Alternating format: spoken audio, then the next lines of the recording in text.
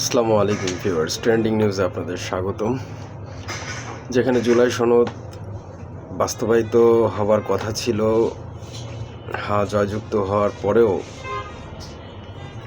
কেন জানি না সালাউদ্দিন সাহেবের ভীষণ মাথা ব্যথা। উনি নিজে বলছিল যে জনগণ যদি জয়যুক্ত করে তাহলে সেই অনুপাতেই সংসদীয় কার্যক্রম শুরু হবে, অথচ এরপরে উনি ৮০ ডিগ্রি অ্যাঙ্গেলে টার্ন নিছে। এটার কারণ শিশির মনির সাহেব বলেছেন, অ্যাডভোকেট শিশির মনির সাহেব বলেছেন যে তার কোনো ঋণ আছে, কোনো পিছু টান আছে। আসলে এগুলো নাই। যখন জুলাইয়ের গণ অভ্যুত্থান হয়, বিপ্লব হয়, তখন তিনি আরামে শিলংয়ের দিন যাপন করতেছিল পায়ের উপর পা তুলে।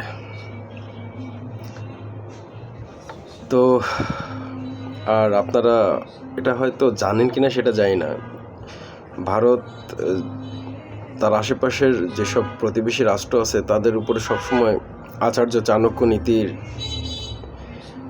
যে সামদাম দণ্ডভেদ এগুলো অ্যাপ্লাই করে থাকে ওরা। তো আমার মনে হয় উনি ওই চাণক্য নীতির সামদাম দণ্ডভেদের জাদা কলেই আটকে গেছে। তো এটা কোনো ঋণ না, আসলে এটা ওনার ভীতি। এটাই বলার জন্য এত কথা বলা আর কি। তো ওনার কোনো ঋণ বা পিছুটানের জন্য না, উনি আসলে ভীতি, ভয়। যখন মানুষের অন্তরে ভয় দানা বাঁধে তখন সে সত্য থেকে বিমুখ হয়ে যায় এবং মিথ্যার আনুগত্য করা শুরু করে। তাই হয়েছে ওনার ক্ষেত্রে। তো আল্লাহ ওনাকে হেদায়েত দান করুন, উনি সত্যের দিকে ফিরে আসুন, এই কামনাই করব। অথবা জনগণের ডিসিশন নেবে। আল্লাহ হাফেজ।